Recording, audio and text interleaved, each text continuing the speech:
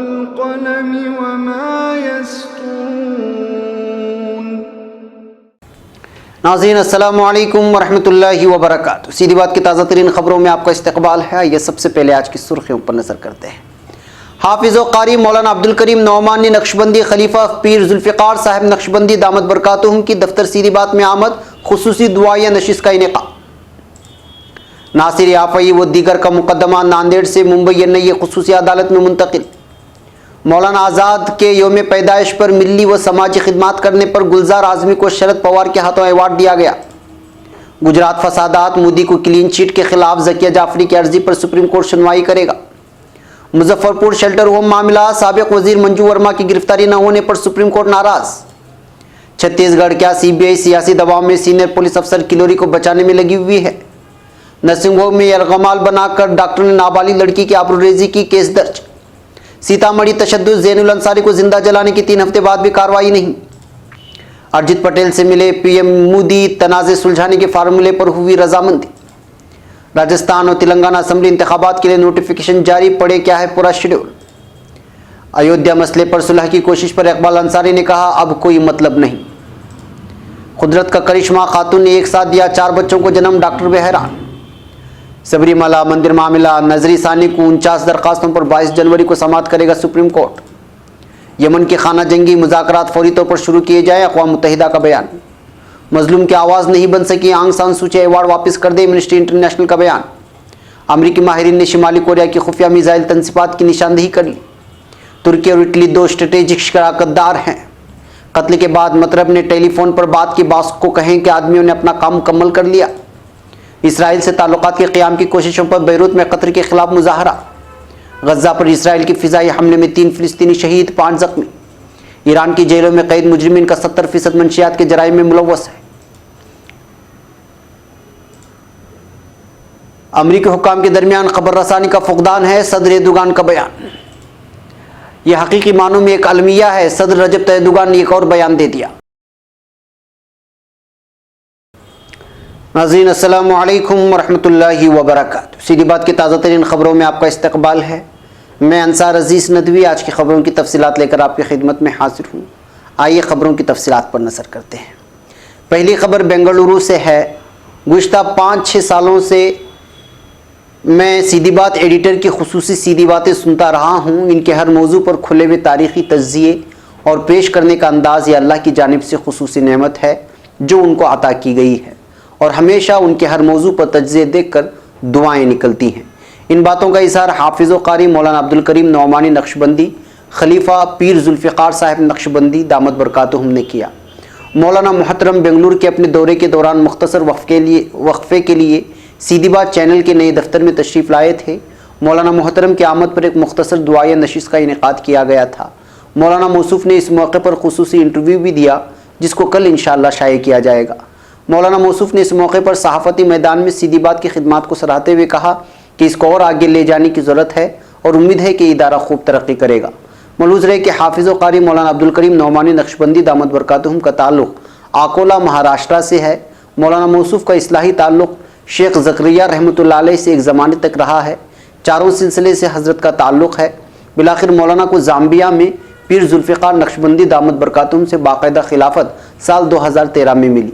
आकोला में मौलाना मौसूफ़ का एक मदरसा है जिसमें मौलाना शेखुल हदीस हैं और हिकमत के साथ साथ रूहानी अमराज का इलाज करते हैं। इस मौके पर मौलाना समीर बेग नदवी, मौलाना समीउल्लाह रिफ़ाई नदवी, हाफिज़ कलीम साहब, हाफिज़ ज़हीर अहमद, जनाब अहमद हसन हलाल कंस्ट्रक्शन वगैरह मौजूद थे। अब खबर मुंबई से। परभनी से ISIS से ताल्लुक़ के इल्ज़ाम में गिरफ्तार नासिर याफ़ई व दीगर का मुकदमा नांदेड़ की खुसूसी अदालत से मुंबई NIA खुसूसी अदालत में मुंतकिल हो चुका है। केस की समाअत की तैयारियां जारी हैं। इस मुकदमे की समाअत आइंदा 26 नवंबर को होने की तवक्को की जा रही है। इत्तला आज यहाँ इस मुकदमे को मुफ्त कानूनी इमदाद फराहम करने वाली तंजीम जमीयत उलमाए महाराष्ट्र के सदर मौलाना हाफिज़ मोहम्मद नदीम सिद्दीकी ने दी है। वाज़ेह हो कि परभनी से दाइश से ताल्लुक़ के इल्ज़ाम में गिरफ्तार किए गए नासिर याफ़ई पर महाराष्ट्र ATS ने UAPA के तहत मामला दर्ज किया था। इस मुकदमे की पैरवी जमीयत उलमाए महाराष्ट्र के सीनियर क्रिमिनल वकील एडवोकेट तहूर खान पठान कर रहे हैं। इनके मुताबिक मुलजिम पर जिस कानून के तहत मुकदमा दर्ज किए गए हैं वो सेंट्रल गवर्नमेंट के बनाए हुए हैं।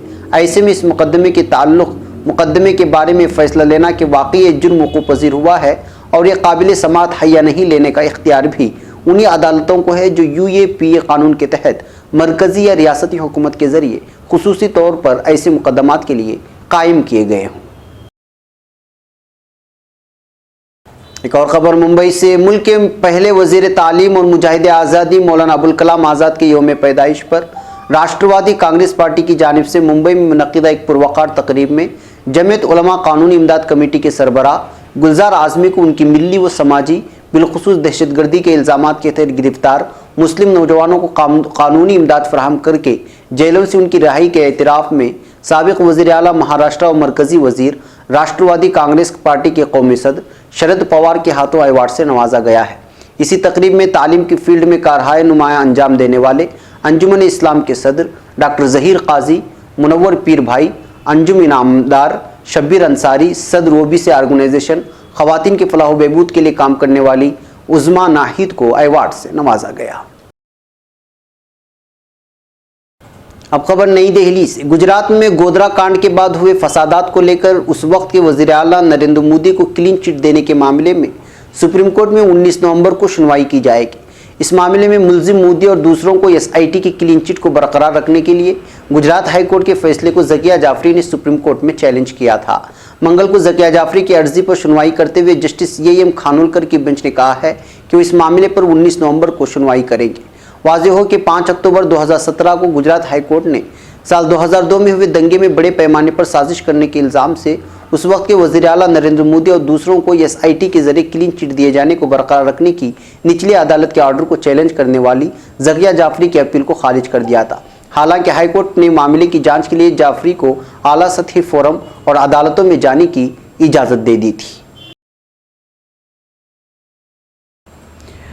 एक और खबर नई दिल्ली से। मुजफ्फरपुर शेल्टर होम मामले में रियासत की साबिक वजीर मंजू वर्मा की गिरफ्तारी न होने से नाराज सुप्रीम कोर्ट ने बिहार के DGP को तलब किया है।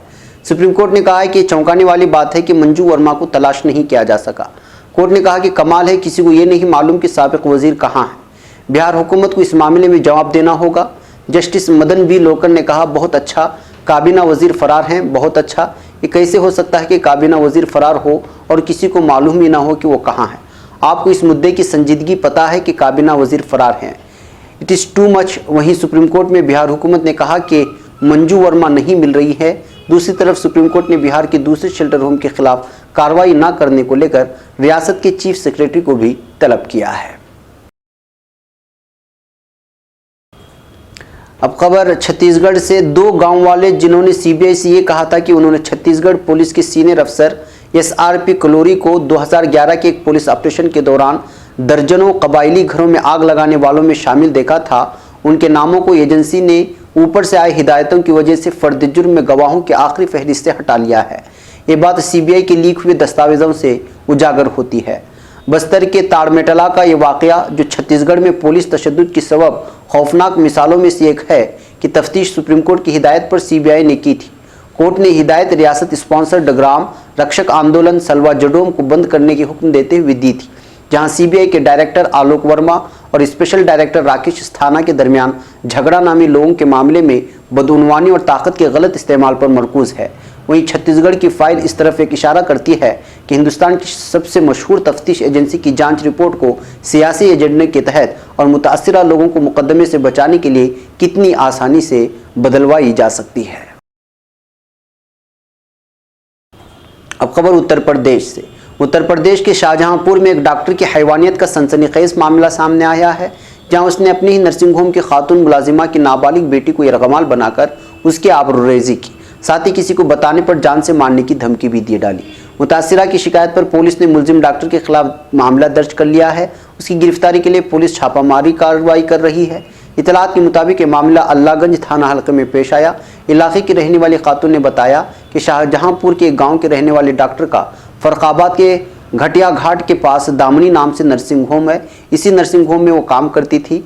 खातून का इल्ज़ाम है कि 2 दिन पहले रिश्तेदार के यहाँ गई थी। इसी दौरान डॉक्टर उसके घर आया और क्लिनिक में इमरजेंसी काम का बहाना बनाकर उसकी नाबालिग बेटी को साथ ले गया। उसके बाद उसने क्लिनिक के ऊपर बने कमरे में लड़की को जान से मारने की धमकी देकर यरगमाल बना लिया और 2 दिनों तक उसकी आबरूरेजी करता रहा। किसी तरह डॉक्टर के चुंगल से छूटने के बाद मुतासरा लड़की अपने रिश्तेदारों के साथ थाने पहुंची, जहां पुलिस ने मुलजिम डॉक्टर के खिलाफ केस दर्ज करके जांच शुरू कर दी है। अब खबर बिहार के सीतामढ़ी से। बिहार के सीतामढ़ी में गुज़िश्ता महीने दुर्गा पूजा मूर्ति विसर्जन के दौरान पीट कर मारे गए जैनुल अंसारी के मामले में पुलिस ने कोई कार्रवाई नहीं की है। वाज़ेह हो कि गुज़िश्ता महीने सीतामढ़ी में 82 साल बुजुर्ग जैनुल अंसारी को भीड़ ने कत्ल कर दिया था। एनडीटीवी की खबर के मुताबिक इस मॉब लिंचिंग के 3 हफ्ते बाद भी मुलजिम पुलिस की गिरफ्त से बाहर हैं। पुलिस का कहना है कि इनका ध्यान छठ के त्यौहार पर है। एक बार छठ अमन सुकून से गुजर जाए फिर इस मामले में जांच आगे बढ़ाई जाएगी। रिपोर्ट के मुताबिक तशद्दुद के दौरान इंटरनेट खिदमत बंद कर दी गई थी, लेकिन मॉब लिंचिंग के 3 दिन बाद जैसे 1 घंटे के लिए इंटरनेट खिदमत बहाल हुई, तब जैनुल अंसारी के अहले खाना को एक व्हाट्सएप पर एक वायरल फोटो मिला जो उनके कत्ल से मुताल्लिक था। सीतामढ़ी के एसपी विकास बर्मन का इस मामले की कार्रवाई को लेकर कहना है कि छठ पूजा के बाद कार्रवाई की जाएगी। अभी पुलिस का पूरा ध्यान अमन सुकून के साथ इस त्यौहार को मुकम्मल करवाने पर है। एसपी ने कहा कि अभी तक कुल 38 लोग पकड़े गए हैं, लेकिन उनका ताल्लुक तशद्दुद से है, न कि जैनुल अंसारी के कत्ल से है। अब खबर नई दिल्ली से। मरकजी हुकूमत से जुड़े करीबी ज़राए की माने तो वज़ीर-ए-आज़म नरेंद्र मोदी और आरबीआई के गवर्नर अरिजित पटेल ने मरकजी हुकूमत और रिजर्व बैंक के दरमियान जारी तनाज़े को ख़त्म करने की सिमत में कोशिश करनी शुरू कर दी है। इसलिए दोनों ने जुमा को मुलाकात भी की। ज़राए का कहना है कि दोनों के दरमियान इस तनाज़े को सुलझाने को लेकर फार्मूला भी तय हुआ है। ज़राए ने CNBC TV 18 को बताया कि दोनों एक फार्मूले पर रजामंद हुए हैं। इस फार्मूले के तहत RBI से पैसे मांगने को लेकर हुकूमत नरमी बरतेगी और दूसरी तरफ बैंक हुकूमत को कर्ज देने में थोड़ी ढील बरतेगा। माना जा रहा है कि इस फार्मूले के तहत RBI कुछ बैंकों को अपने अपने PCA फ्रेमवर्क से बाहर करेगा, जिससे वो बैंक ज़्यादा लोन दे सकेंगे। अब खबर तेलंगाना से। इलेक्शन कमीशन ने पीर के रोज़ तेलंगाना और राजस्थान के असेंबली इंतखाबात के लिए नोटिफिकेशन जारी किया है। एक ही मरहले में राजस्थान की 200 सीटों और तेलंगाना की 119 सीटों पर 7 दिसंबर को वोट डाले जाएंगे। दोनों रियासतों में कागजात नामजदगी दाखिल करने की आखिरी तारीख 19 नवंबर मुकर्रर की गई है। नामजदगियों का मुआयना 20 नवंबर को किया जाएगा, जबकि 22 नवंबर तक उम्मीदवार अपने नामजदगी की दरख्वास्त वापस ले सकेंगे। इलेक्शन कमीशन ने 9 नवंबर को ही छत्तीसगढ़, मध्य प्रदेश, राजस्थान, मिजोरम और तेलंगाना के असेंबली इंतखाबात के लिए एग्जिट पोल पर 12 नवंबर से 7 दिसंबर तक पाबंदी आयद कर दी है। इलेक्शन कमीशन ने गुज़िश्ता माह 6 अक्टूबर को 5 रियासतों मध्य प्रदेश, राजस्थान, तेलंगाना, छत्तीसगढ़, मिजोरम के असेंबली इंतखाबात के शेड्यूल का ऐलान किया था। इनमें से राजस्थान और तेलंगाना के लिए आज बाकायदा नोटिफिकेशन जारी किया गया है। तमाम 5 रियासतों में दोनों की गिनती 11 दिसंबर को की जाएगी। अब खबर फैजाबाद से। अयोध्या में बाबरी मस्जिद के फरीक हाजी महबूब और मोहम्मद उमर की श्री श्री रविशंकर की नुमाइंदे गौतम वज से राम मंदिर बाबरी मस्जिद मामले में सुलह समझौते को लेकर हुई मुलाकात को लेकर इख्तिलाफात सामने आ गए हैं। मामला बाबरी मस्जिद के अहम फरीक इकबाल अंसारी ने वाज़ेह कर दिया है कि समझौते का अब कोई मतलब नहीं है। इकबाल अंसारी ने कहा कि श्री श्री रविशंकर और हाजी महबूब से उनका कोई लेना देना नहीं है और ना ही उन्होंने इन लोगों से कोई मुलाकात ही की है। यही नहीं, उन्होंने वाज़ेह कर दिया कि जिन लोगों ने सुलह समझौते की बात की है उनके कुछ करने से ना कुछ होने वाला है और ना ही उनके जरिए किए गए किसी भी सुलह समझौते का कोई मतलब है। अब खबर मेवात से। कुदरत का करिश्मा भी अजीब है। किसी को पूरी उम्र औलाद का सुख नहीं मिल पाता तो किसी को 1-2 नहीं 4-4 का सुख एक ही साथ नसीब होता है।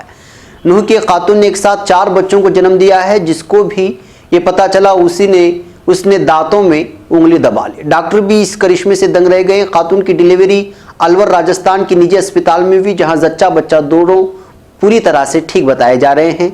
आयशा शब्बीर की शादी करीब 2 साल पहले हुई थी। मिडिल क्लास कुंबे के शब्बीर 4 भाइयों में सबसे छोटे हैं।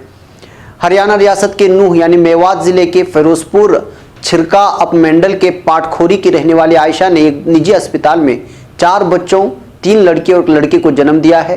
डॉक्टरों के मुताबिक इस तरह के मामले बहुत कम सामने आते हैं। ऐसे मामलों में आमतौर पर बच्चे सेहतयाब नहीं रहते, साथ ही डिलीवरी के दौरान भी खासी परेशानी आती है, लेकिन इस मामले में कुछ अलग हुआ है। अब खबर केरला से है। सुप्रीम कोर्ट केरला के शबरीमाला में वाक़ अयप्पा मंदिर में 10 से 50 साल तक की उम्र की खवातीन के दाखिल होने के सिलसिले में फैसले का तस्या 22 जनवरी को करेगा। Chief justice Ranjan Gogoi, justice Rohinton F Nariman, justice M Khanwilkar, justice DY Chandrachud और जस्टिस इंदु मल्होत्रा की आईनी बेंच ने 49 नजरसानी दरखास्तों की खुली अदालत में समाअत पर इत्तेफाक जाहिर किया है। आईनी बेंच ने कहा कि वो सभी नजरसानी दरखास्तों की समाअत अगले साल 22 जनवरी को खुली अदालत में करेगी। आमतौर पर नजरसानी दरखास्तों की समाअत जजों के चैम्बर में होती है। नाज़रीन, अब खबरें आलम भर से और आलमी खबरें हैं। अक़वाम मुत्तहिदा से ताल्लुक़ से पहली खबर है। अक़वाम मुत्तहिदा के सेक्रेटरी जनरल एंटोनियो गुटेरेस ने पेरिस में अखबारी नुमाइंदों से बातचीत करते हुए कहा कि यमन में खाना जंगी बदस्तूर जारी है, जिससे इंसानी अलमिया पैदा हो गया है। गुटेरेस ने कहा कि यमन की सूरत हाल ख़तरनाक है और हमें फौरी तौर पर इस खाना जंगी को रोकने के लिए मुज़ाकरात शुरू करनी चाहिए। अक़वाम मुत्तहिदा की रिपोर्ट के मुताबिक यमन में इस वक्त 14 मिलियन अफराद फाकाकशी का शिकार हैं। दूसरी जानिब यूरोपीय यूनियन के खारिजा ताल्लुकात की नुमाइंदा फेडरिका मोगेरिनी ने एक बयान में कहा है कि यमन की हालिया सूरत हाल और हदीदा पर मुसलसल हमले आलमी कवानीन की खिलाफ वर्जी हैं। मुतनब्बा किया गया है कि यमन में तकरीबन 22 मिलियन अफराद फाकाकशी की नौबत तक पहुँच सकते हैं।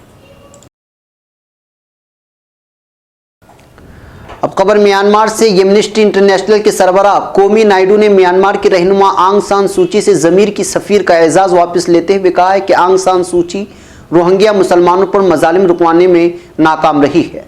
एमनेस्टी इंटरनेशनल के सरबराह ने कहा कि आंग सान सूची उम्मीद, हौसले और इंसानी हुकूक की अलमबरदार नहीं रही, इसलिए उनको 2009 में दिया गया ज़मीर की सफ़ीर का अवार्ड वापस ले रहे हैं। वाज़ेह है कि आंग सान सूची को एमनेस्टी इंटरनेशनल की जानिब से 15 साल घरेलू नज़रबंदी के दौरान ज़मीर की सफ़ीर का अवार्ड दिया गया था। ताहम सूची को रोहिंग्या मुसलमानों की नस्लकशी को नज़रअंदाज करने और खातिरख्वाह हल पेश न करने पर यह एजाज़ वापस ले लिया गया है। अब खबर शिमाली कोरिया से। अमरीकी माहिरीन ने शिमाली कोरिया की 20 के लगभग ख्याल की जाने वाली खुफिया मिसाइल तनसीबात में से 13 की जगह की निशानदेही कर ली है। तिजारती सैटेलाइट के मनाजिर से इस्तिफादा करके स्ट्रेटेजिक और बैनुल-अक़वामी तहक़ीक़ाती मरकज़ की तरफ से तैयार करदा रिपोर्ट में कहा गया है कि शिमाली कोरिया में मिसाइल और उससे मुशाबह टेक्नोलॉजी की पैदावार के लिए ज़ेर इस्तेमाल 13 खुफिया तनसीबात की निशानदेही हो गई हैं। रिपोर्ट में कहा गया कि तनसीबात मिसाइल फायर फील्ड के तौर पर इस्तेमाल नहीं की जा रही और शिमाली कोरिया और अमरीका के दरमियान मुतवक्का किसी मोतबर समझौते के दायरेकार में ज़रूरी है कि उन तनसीबात की मॉनिटरिंग की जाए। अब खबर तुर्की से। नायब सदर फवाद ओक्ताई ने अतालवी वज़ीर आज़म गेपोस पे कोंते से मुलाकात की। लीबिया कॉन्फ्रेंस के दायरेकार में पालेर्मो में मौजूद ओक्ताई और कोंते ने बंद कमरे में होने वाली मुलाकात में दो तरफा ताल्लुकात पर गौर किया है। लीबिया के मामले में किसी पायदार हल की तलाश के एतबार से दोनों मुल्कों में मुशाबह सोच पाए जाने का जिक्र होने वाली इस मुलाकात में लीबिया की ज़मीनी सालिमियत, हाकिमियत और सियासी एकजहती की अहमियत पर जोर दिया गया। इस दौरान स्ट्रेटेजिक शराकतदार इटली के साथ मुख्तलिफ शोबों में मुश्तरका मनसूबों की तकमील, नए मनसूबे के तयन और उनको अमली जामा पहनाए जाने के मामले में तबादिले ख्याल किया गया और दोनों मुल्कों के दरमियान मौजूदा बैनुल हुकूमती आला मेकानिज़म को सुरात से फ़आल बनाए जाने पर मुताबकत कायम हुई है। अब खबर अमेरिका से। अमेरिकी रोजनामे न्यूयॉर्क टाइम्स ने कहा है कि सऊदी सहाफ़ी जमाल काशोगी को कत्ल करने के लिए इस्तांबुल आने वाली 15 रुकनी टीम में शामिल और अहम बैरून मुल्क दौरों में सऊदी वली अहद प्रिंस मोहम्मद बिन सलमान के हमराह दिखाई देने वाले सिक्योरिटी अफसर माहिर अब्दुल अजीज़ मतरब ने कत्ल से मुख्तसर मुद्दत के बाद अरबी में टेलीफोनिक मुलाकात की। खबर के मुताबिक मतरब ने टेलीफोनिक मुलाकात में नाम को पोशीदा रखते हुए कहा कि बॉस को कहें कि आदमियों ने अपना काम मुकम्मल कर लिया है। न्यूयॉर्क टाइम्स की खबर में सऊदी अरब की तरफ से इस ऑडियो रिकॉर्डिंग से मुतालिक खबरों की तरदीद किए जाने का भी जिक्र किया गया है। खबर में मजीद कहा गया है कि अमेरिका की खुफिया एजेंसी CIA गेना हेस्पेल ने कहा है कि गुज़िश्ता माह दौरे इस्तांबुल के दौरान उन्होंने मज़कूरा रिकॉर्डिंग को सुना और CIA के दीगर हुकाम भी रवा हफ्ते में खाशगी तफ्तीश के बारे में अमरीकी कांग्रेस को ब्रीफिंग देंगे। अब खबर कतर के ताल्लुक से। खलीजी रियासत कतर की जानिब से इसराइल के साथ सकाफती और स्पोर्ट्स के शोबों में राबता बढ़ाने की कोशिशों पर गुज़िश्ता रोज़ बैरूत में कायम कतरी सिफारत खाने के सामने एहतिजाजी मुजाहरा किया गया है। मुजाहरे का एहतिमाम इसराइल से ताल्लुकात मुखालिफ यूथ ग्रुप की जानिब से किया गया था। मुजाहिरीन ने कतर और इसराइल के दरमियान खुफिया तिजारती रवाबित और दीगर राबतों की मजम्मत की है। यूथ ग्रुप की तरफ से जारी एक बयान में कहा गया है कि दोहा और तिल अबीब का एक दूसरे के हाथ तिजारती मराकज़ खोलने का ऐलान नाकाबिल कबूल और फ़िलिस्तीनी कौम के बुनियादी हुकूक पर डाका डालने की मुतरादिफ है। ख्याल रहे कि हाल ही में इसराइली खिलाड़ियों के एक वफ़द ने दोहा का दौरा किया था, जहां इसका सरकारी सतह पर इस्तकबाल किया गया था। अब खबर गज़ा की पट्टी से। इसराइली फ़ौज के गज़ा की पट्टी के मुख्तलिफ इलाकों पर सोमवार को फ़िज़ाई हमलों में 3 फ़िलिस्तीनी शहीद और 5 ज़ख्मी हो गए हैं। इसराइली फ़ौज ने एक बयान में उन हमलों की तस्दीक की है और कहा है कि इसने फ़िलिस्तीनी इलाके से अपने जुनूबी इलाकों की जानिब राकेटों की बौछार के बाद पूरी गज़ा की पट्टी में फ़िज़ाई हमले किए हैं। इसराइल का कहना है कि गज़ा की पट्टी से उसके इलाकों की जानिब 80 राकेट और मोर्टार फायर किए गए हैं, मगर उन्हें मिसाइल दिफाई निज़ाम ने नाकारा बना दिया। ताहम एक राकेट एक बस को जाकर लगा था, लेकिन फौरी तौर पर वाज़ेह नहीं हुआ कि उससे कोई शख्स ज़ख्मी हुआ है या नहीं। कबल गज़ा में इसराइली फ़ौज के खुसूसी दस्तों ने इतवार की शब एक छापामार कार्रवाई की थी, जिसके दौरान में 8 फ़िलिस्तीनी शहीद हो गए थे। अब खबर ईरान से। ईरानी अदालती निज़ाम के सरबराह सादिक लारीजानी ने ऐलान किया है कि उनके मुल्क में कैदियों का 70% बराह रास्त या फिर बिलवास्ता तौर पर मंशियात का मुजरिम है। लारीजानी ने दारुल हुकूमत तेहरान में मुनक़िदा आला अदालती कौंसिल इजलास से खिताब में जेलों में बंद कैदियों के मसाइल का जिक्र किया।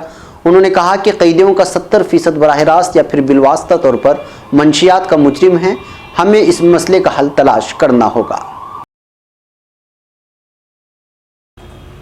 अब खबर तुर्की से। सदर रजब तैयब एर्दोगान का कहना है कि मुत्तहिदा अमेरिका में अलहदगी पसंद तंजीम YPJ-PKK के मामले में खबर रसानी का फुकदान पाया जाता है।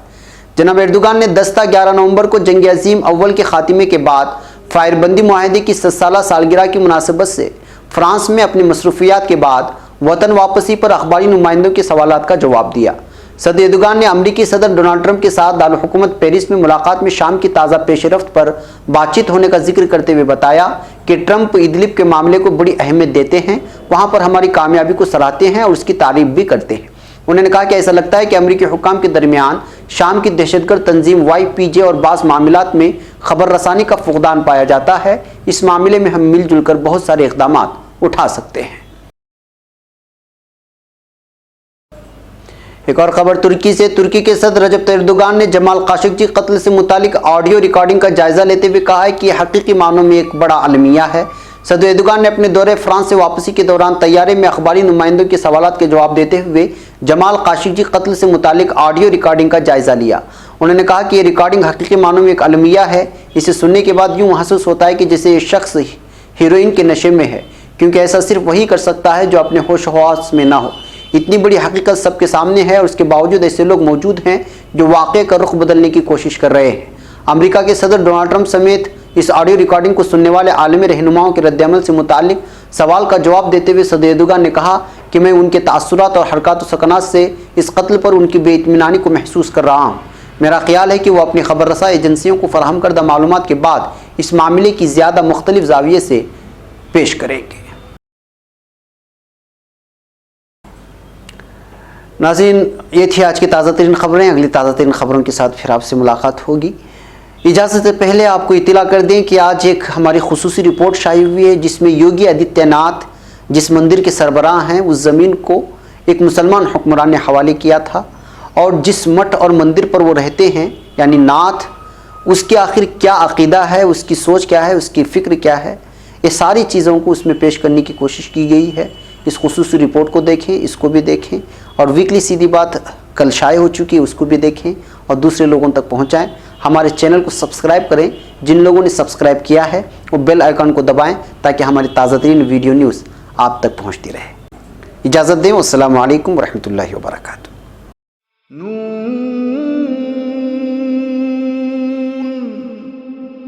वल क़लम